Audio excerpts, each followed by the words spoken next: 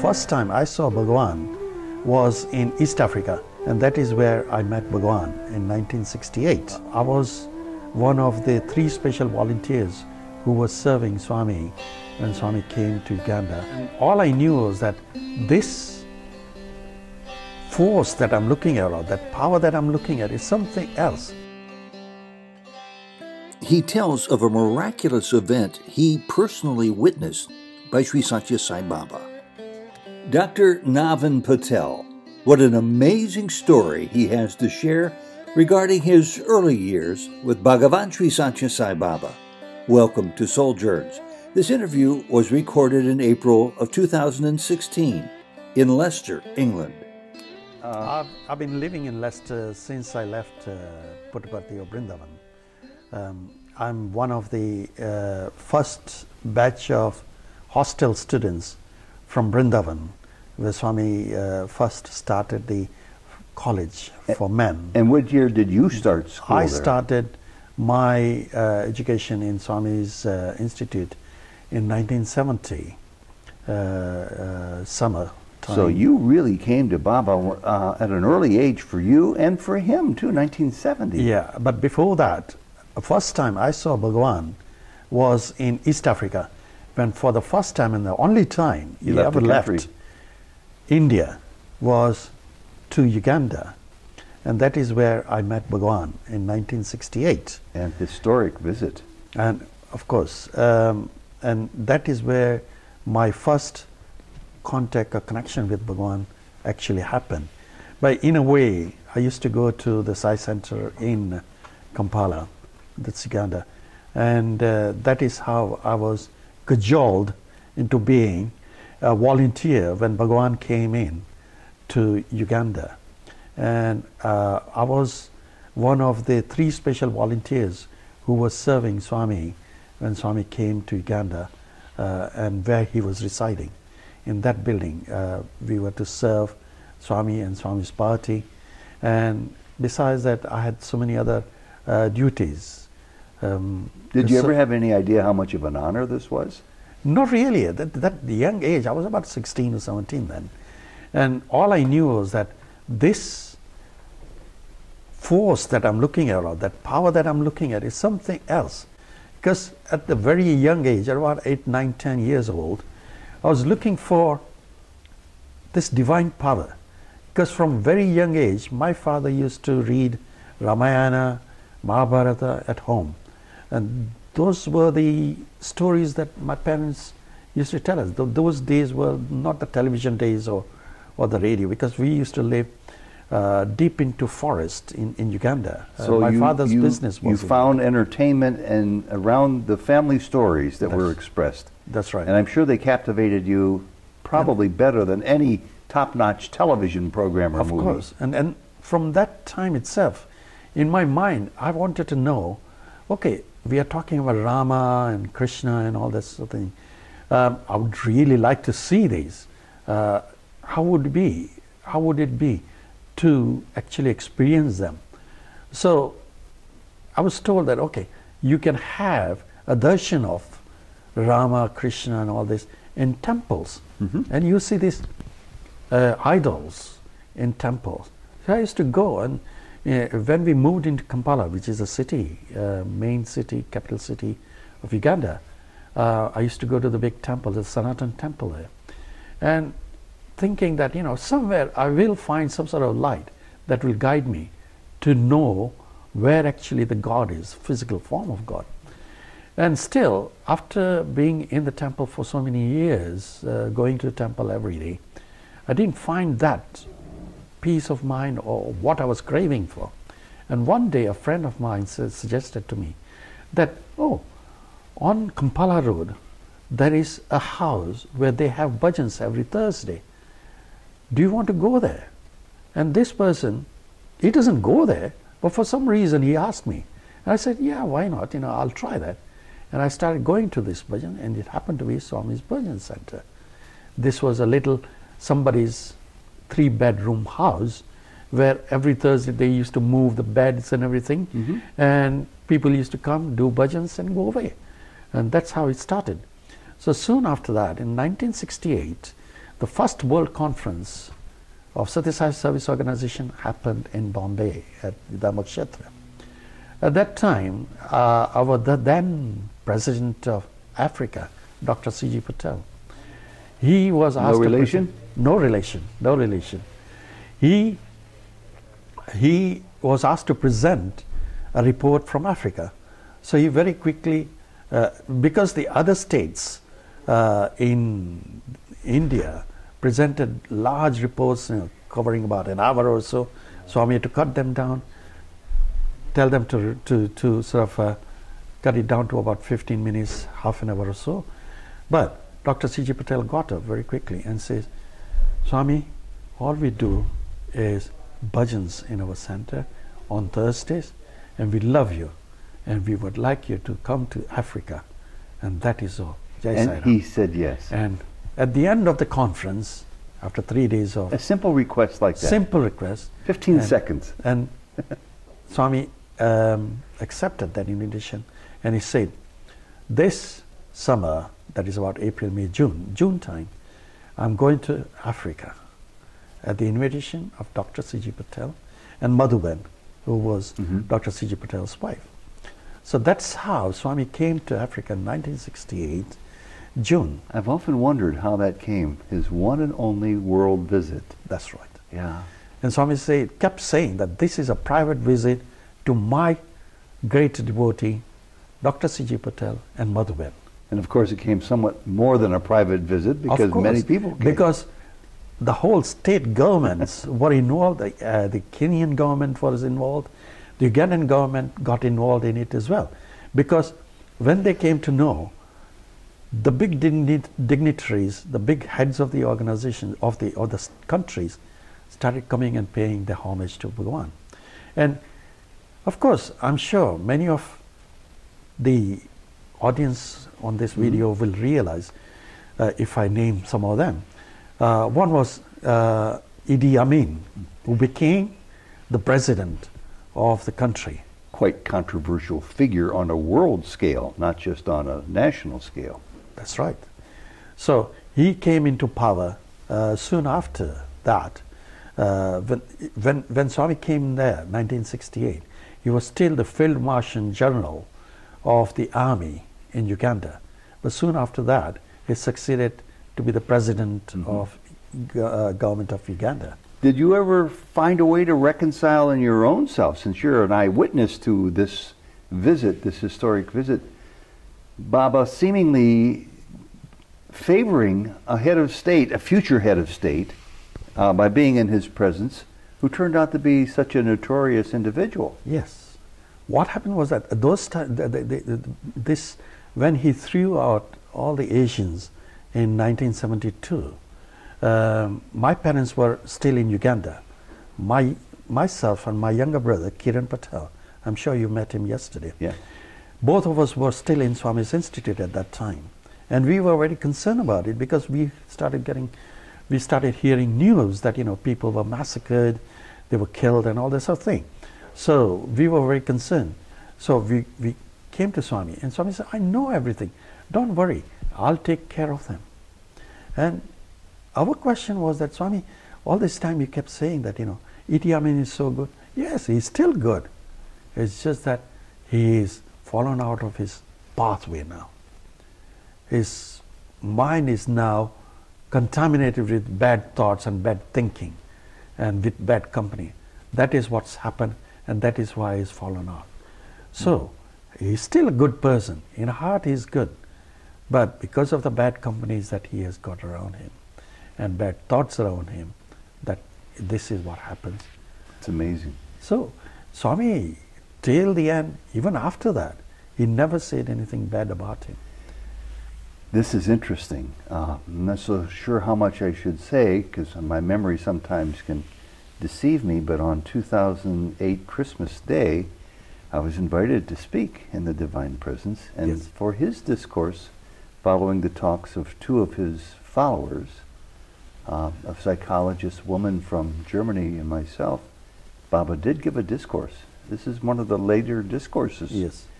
And he talked in a positive way about Idi Amin, which isn't very well covered by No. people, and frankly, I was puzzled by it Yes. because Idi Amin probably was then, but certainly became later, a very Dictator, brutal dictator. brutal dictator. Yeah, Yes. murderous dictator. Of course. And so it's still hard for many of us to understand Yes. what you just said. That's right. Say just one more word about that, because you were part of this historic Yes. series of events. Yes. So, as I said, we were very concerned, both of myself and my brother Kiran. And so I said, don't worry, I'll take care of them. And my devotees who are in Kampala, in Uganda, they will not be harmed.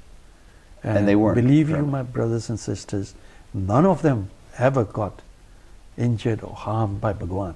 Swami took care of them. And very quickly, I would like to. I'm trying to think. His name's on the tip of my tongue. I heard somebody make reference to him yesterday.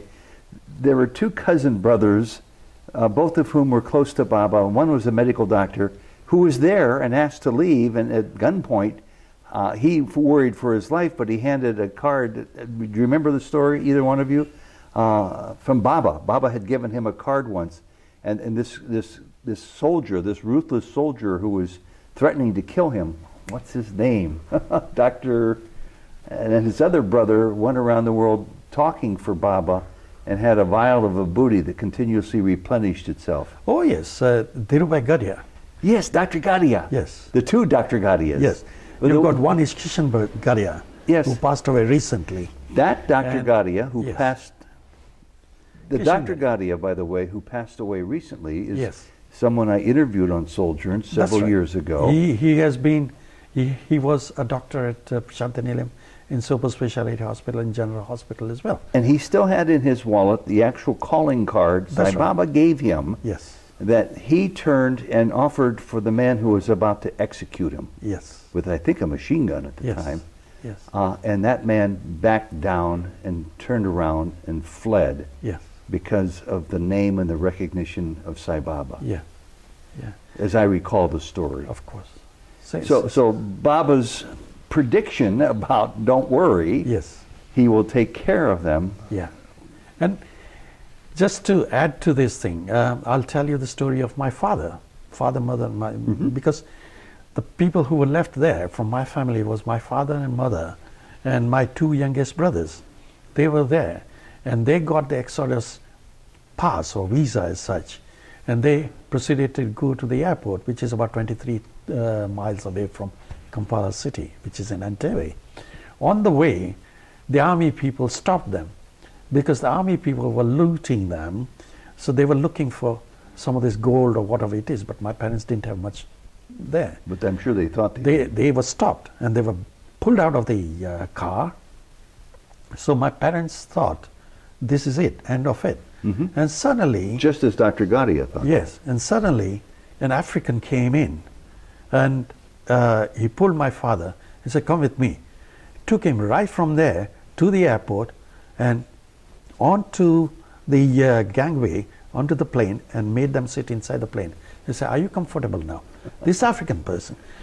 Ensured What his happened? safe passage out That's of right. Uganda. What happens in Prashantanilayam, myself and my brother are there, and Swami, every few minutes, around the bhajan time, used to come out and tell, your parents are safe. I've taken them from the car. Amazing. I'm as though he is narrating the full story from where he is and here in Prashantanilayam, where we are, and he's telling, I've put them in their seats and they're safe. Now, after about an hour and a half, he comes out again and says, your parents are safe. The plane is out of the jurisdiction of Ugandan territory. Because many times it's happened that plane leaves and the Ugandan government Calls or it the back. force made them forced to return back to Entebbe because they had some issues. So once the plane was out of the territory, he comes to us and says, now the plane is out of the territory, Ugandan territory. They will be safe. Don't This is worry an about it." unbelievable story. I said, I promised. You and your brother were both students at Baba's school. That's right. They were there in Prashanti. How did you react to this news that your parents' lives were almost claimed? we were very shocked because other students near us also were shocked that something nasty is happening to their parents. And we were shocked. But at the same time, we had the faith in Swami that when he says, I'll take care of them, he will take care of them. In what form, we don't know. But we had to have the full faith in Bhagavan. Anything that we do, we must have full faith in Bhagavan. Now, this is the second time I've heard first-person accounts of this unbelievably close atrocity involving Indians living in Uganda, who came within a whisker of perhaps having their life snuffed out. Yes. Dr. Gadia's story, I'm trying to recall, if I remember correctly, that when he showed this man who was about to assassinate him Baba's card, if the man took the card or not, I don't remember that part of the story. Yes. But he fled and said, "Go, you're free to go." Yeah. And you, with your parents' story, have something amazingly similar. But even more astonishing to me, and I've been a follower of Baba for many years now, is to hear this remarkable account from Baba's lips as if he's a newscaster relating the events hour by hour to you, the children of the two people who fled. Yeah. As far as I'm concerned, Swami is a God in him. And in the public, he will be like Krishna. This is how I see him. Mm-hmm. If a devotee wants something, he never says no to anybody. He's there for it. But when you're that close to him, it's like being You're very massaging close his feet. You're close. It's like being near the fire or into the fire. Mm-hmm. Because he says, when you're mine, I'm the goldsmith. I'll put you in the fire and dissolve you in that gold has got to be purified, banged on, purified, burnt, so that you become the best of the best. And that's how it is. When you're very close to him, sometimes he appears to be very angry at you. But no, he's just trying to rectify you, correct you. That's right. Yes, this is what, I took an early retirement just to be very close to Swami physically. Mm-hmm. My idea was to go back to Prasanthi. You see, initially the story, my life goes like this, that in 1974-75, when I finished my university there, Swami wanted me to come to UK to work with the organization here in UK. And since then he has left me here. So over years I thought I need to go back to Prasanthi Nilayam. And in 2010, 2011, I started applying for my early retirement from my hospital. Yeah. And they would obviously not give me that easily because I'm being one of the senior members in the team. You're a doctor. Yes. Okay. And they did not want me to leave that easily. And because I still had few years, Mm-hmm. but my view was different, that I wanted to go and serve in physical presence of Yes. Bhagavan. I know Bhagavan is everywhere, we keep saying that. But to me, that physical contact that I had with Swami, whenever I go to Prasanthi Nilayam, now also, even though Swami physically is not there, I feel, no, my Lord, my Bhagavan, my father, mother is there in Prasanthi Nilayam. This, for you, goes back to 1968. Yeah. Yeah. So I feel that, no, I need to go Yeah. there. That is my father, mother. My physical parents who gave me birth, they were different. But this, my Bhagavan, who's brought me from yuga to yuga, because there is an incident that I could narrate at some other stage. But he did reveal some of those things that have brought you into my service. This is Bhagavan's own word. And I'm going to keep you in that service. Do you want moksha? I said, no, Swami, thank you. Because if you've chosen me, I don't want to be. How could you say Going no over- to no. a request for No. moksha? I Liberation. said, Swami, I challenged Swami also. I said, Swami, if that means that if the karmas, bad karmas is nearly finishing, I will do bad karmas now to continue You wanted to, being you wanted with to keep you. the drama alive and going. And I said, Swami, you chose me, I didn't choose you. So if you are chosen, there must be something. That's why I'm with you all this time. So I want to continue with you. Oh, that's a great story. But you didn't quite answer my question, which was, is it your opinion along with mine, or do you differ on this, that pain is a part of life even as you progress significantly along a spiritual path? There is pain, but at the end of the day, we got to see that that pain is to meet my love. So if That it is my grows sign. you towards your broader understanding Yes. of who God is, and Yes. Baba often Yes. says directly to you, I'm sure, Yes, don't forget, Nelen, you are God too. that's right. There is only God. Is And the only that's God. such a difficult message for so It many is. people. It is. So to literally to burn off the Maya, the mythology of who we think we are, Yes, requires some firewood. it definitely needs. It definitely needs that, yes. Yeah. This has just been delightful. I really appreciate it. And before I go, I want to let me thank you. Then I want to get your email address so I can, if people write me, if it's okay, I would Yes. like to pass on, Sure. so they could continue this story privately with you, if it's Yes. okay. Yes. In fact, Your service mean, can continue this way. of course, this is what I do. These days what I do is that many of the Sai centers here in the UK, I've been to that and given my talks lasting for an hour and a half, 2 hours. And time again, they keep calling me to talk on this thing. I've spoken in Europe, I've spoken a few times in US as well. So wherever I'm invited, I go and speak on Swami. And that is the message that Swami had given. Why? Is because Swami at one stage, as I said, he had told, how are public going to know my love for them? Yeah. He said, I'm one. I'm here in Prashanthi.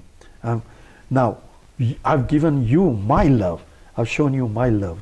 You go and tell about my love to the other people. And obviously Swami was They are well not aware of going this to- back in the late 60s and early Yeah. 70s when he made you that instrument. That's right. to- They to are not share. going to experience that sort of love. Not But everybody can. Through Yeah. your experience, your talks, they will feel some love towards Sai. So you're Dr. Since then we Patel, started what is talking your about- email address so I can make sure people It know? is Just go ahead. It is Sai Naveen Patel, spelled as S-A for Apple, I, N for November, A for Apple, V for Victor, I for India, N for November, Patel as P-A-T-E-L, all one word, at hotmail.com.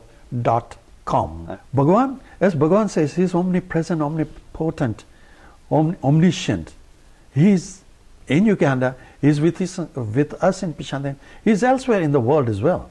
And that is where we, as human beings, keep forgetting that he is that powerful, that we need to have full faith in him. Only then things will work for us. Here I thought, Nalin, I thought this was going to be an interesting story about a young student's first year in one of the first years at the university under the leadership and guidance of Baba was operating back in what was the year that you were there? 1970. 1970. From 1970 And to your story 1974. is so much more important than that. How did you then look upon Baba from that day forward as a student and all the way up to the point in life where you are today? This is it. You, right from beginning, well, not from beginning, but initially I had doubts, as everybody else Yep, would he used to have call it. me Doubting Thomas. So that's right, yeah. And in few months of being very close to Swami, when I went to Swami in 1970, all those doubts were cleared for me. And Swami says, if you got doubts, still get it cleared now. And once it's cleared, there's no going back. So there is no retrieve. And you have got to continue on that straight and narrow path. And that is what, come what may, there will be difficulty in your family, in your life, and all that sort of thing. No doubt, I've had it, ups and downs in my life. But at the end of the day, all I think about is, my Sai will take care of it. It may not happen to me now. What I want now may not happen now. But he knows the best time, as he keeps telling me. He knows the best time when to give it to me, and all that sort of thing. So I must be patient. To me, as a human being, my time may be this, that I need to have it now. But his time is different. God's time is always different. He knows when to give it to you, and that will be the best time for me to have it. He knows best. Do you ever have any desires to ask Baba again why his protection, his blanket of security for all of you possibly wasn't able to extend beyond to the other innocent people in Uganda back It is in a way extended. It's just that we don't recognize it. We don't realize it.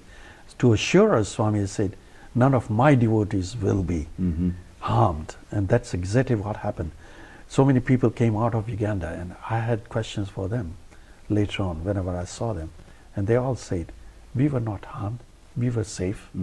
So in that, what it is that if people around gets together, there is that safeness as such. I don't know whether that's the right word or not.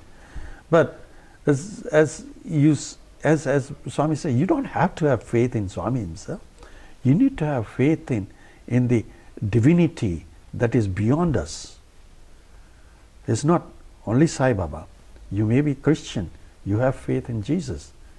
Have faith in something. You don't even need to have a God. Have faith in yourself.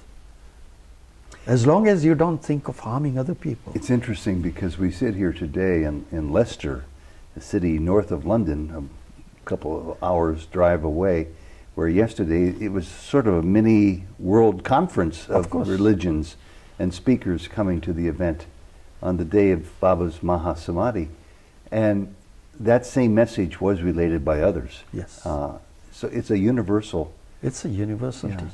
And that's, I'm sure you also know, Swami has never, ever tried to convert anybody. He says, whatever religion you belong to, have better faith in it. Learn more about that faith. Don't change your religion. And there are so many stories that Swami has said. Is it time up? Nope, go ahead. So, anyway, this is what Swami many times has emphasized to us. He says, you don't have to have faith in just that one, but whatever you have. Say, if you're a great devotee of Krishna, stick to Krishna. Don't think that, oh, today I'm doing the arati and this incense stick, the smoke is going to the other gods or Krishna. I'll close him up because he's not rewarding me with whatever I'm asking for, so I'll choose another god and goes to somebody else. No, don't jump from place to place. Don't have a monkey mind, as Swami keeps many times saying, don't have a monkey mind. Don't keep jumping around. Pursue one path only and one goal. That's it. Well, that's an outstanding note. I wish to conclude this with the exception of my final question, which I ask often, even though I know the answer. It's 5 years plus a day following the death of Sai Baba's body. Yes. Nobody is suggesting that he has gone anywhere. Yeah. So I'll put it in the present tense, the question, who is Sai Baba to you? To me, Sai Baba is the God himself on earth now. And this was the same question that we had raised with Swami years ago. And he himself answered in a way. He said, I came in Krishna time, I came in Rama time, and it was then. It was Dwapara Yuga, it was the other yugas. Now, the Kali Yuga is me, Sai. Soon after I came to Vrindavan, Shantinilayam, I used to spend a lot of time with Bhagavan. Once Swami had given darshan in the public. In the evening, when he used to go upstairs into his room, many times I used to be called upstairs, and I used to get the opportunity to do Padaseva. What Padaseva is? Massaging Bhagavan's feet. And that is one of the greatest opportunities one can have. So I used to love that. I used to go upstairs, and Swami many times used to say, Emi Samachar, Emi Samachar. What it means in Telugu is that, what is the news? And so he wants to start a conversation with you. What's up? And then, this is something like that, yeah. And I just keep quiet because I want to learn something from Swami. If Swami wants to talk about something, let him talk. That is how I viewed it. In the beginning I used to rev it on, but then I learned, no, best to keep quiet and let him start the topic and learn from that. So, in those days, Swami used to eat pan, that is betel nuts, and this is after the meal. And that is supposed to be good for your digestion. And Swami was lying in the cot, and I was massaging Swami's feet. So as usual, Swami says, "Emi Samacha." So I just kept quiet. And then he looked at, he was doing this pan. He rolled it, put a bit of chalk, or the tuna that is called, a bit of betel nut in there, and then rolled it and put it in his mouth. Next leaf he took it and he showed it to me and said, "What is this?" So I said, "Swami, it's pan, the green leaf that I'm talking about." So this was in a rectangle form, and I said, "Swami, that is a pan leaf." So he then, with a little spoon that is in that pan box, the betel nut box, there's a silver little spoon that with which you could take the betel nut and put it onto the pan. So he slowly cut an oval-shaped leaf out of it and showed it to me. I said, "Swami, that is an oval-shaped leaf." So he said, "Okay, that's fine." And then he blew on top of it, and would you believe it? That became a pendant. It's a locket like. You saw that happen. It happened in front of Just me. this close. This is this close, as though we are sitting that much, is that sort of distance. And Swami blew it on, as I said, blew it on, it became a solid pendant. And on that pendant, there was, I could see the image of Rama. And this was enameled one. It's a solid, the backing was a metal one. The top bit was enameled with Rama photo on that. And he showed it to me and says, "So what is this?" I said, "Swami, it's Rama." And then he blew it on it again. It became Krishna. And then this story continued for a while. And then he showed me the pictures of Jesus Christ. And then Where were the pictures of Jesus Christ? on this enamel. So as he kept blowing, this pictures kept changing. They kept changing. They kept changing. So from Rama, It wasn't just a stationary. no. Each time he blew, there's a different deity's picture that came up on that pendant. And I was thinking to myself, great, because our monkey mind starts playing up. Just then, I bet you wanted that pendant. Just then, what happens is this thing. Sri Kasturiji, who is the Swami's biographer, who Yes. wrote the Satyam Shyam Sundaram, comes up. Those days, To his room. To his room. Those days, anything to be done in Prashantanilayam, unless Swami's explicit permission is there, nobody is supposed to move a thing in there. So Kasturiji came to ask about certain things that needed to be done. Swami gave them permission, so he walked out. And in my mind, I was thinking, great, this pendant is going to be mine. I'm going to have this. You were And going I'm to- going to show it to people that, look, here, Swami gave it to You me. could narrate the story just like you did now. Yes. And I was so joyous. And I was I full of suspect that. something else happened. And then Swami was still holding to it. And I thought, Kasturiji, please move away so that at least I can get hold of this thing. And Kasturiji, obviously, after finishing his business, he left.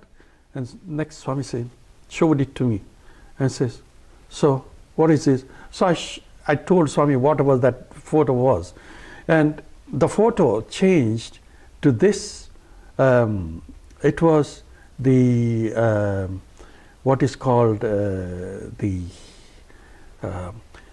in this photo, you've got all the gods in there, And in the center, Pantheon of gods? it's called the Virat Swarupa. Okay. Virat Swarupa in Sanskrit is all the gods, all the deities that we have in our mythology. They are there, Krishna, you name it. And in the center was Shirdi Sai Baba and Satya Sai Baba. Ah, side by side. Yes, in the center of the heart of this whole big, because the Virat Swarupa has got so many hands and everything. In the heart, where the heart is located, that's where Swami was there, Shirdi Sai was there. And Swami said, so what is this? So somehow somebody had told me about this Virat Swarupa. I said, Swami, it's something like that. I'm not sure, Swami. So Swami said, yes. He opened his mouth wide open, straight into his mouth. Oh no! That is me. That was the statement that he made. What was that? That all that God, that is me. I am Sai. And he consumed it. It went back am to him. He is God it. now. He was it, he is it, he will always Yes. be it. And his statement was, that was then, that is me now. Do Sai. you ever wonder why he chose to bestow this incredibly startling event for you? I was You were a I young didn't boy. realize. I was a young person, and I thought, my God, what a revelation. And I went to Madhuban, because she is a very pious lady, Dr. C.J. Patel's wife. She was there in one of the houses. Prashanti. Prashanti, one of the flats. So whenever I got this disturbing questions, I went to her to get some better knowledge of it. I said, Naveen, do you realize what you have been shown is the rishis going into Himalayas and praying to gods for years and centuries to get this revelation. He said, you don't realize. He gave it to you. And he's given it to you. And now I'm going to try to give it to others because this story... It is so revealing, and Swami says, take care. I will forever be in the debt of Dr. Viru, who so graciously invited me to come and speak here in England on the event of the great days that have passed and the week to come yet, that he introduced me to the two of you gentlemen. Thank you very much. Because these stories need to be shared. My wife Jody invented the concept of Sojourn's interviews. Thank you, Doctor. I really appreciate this story, these stories that I've heard today.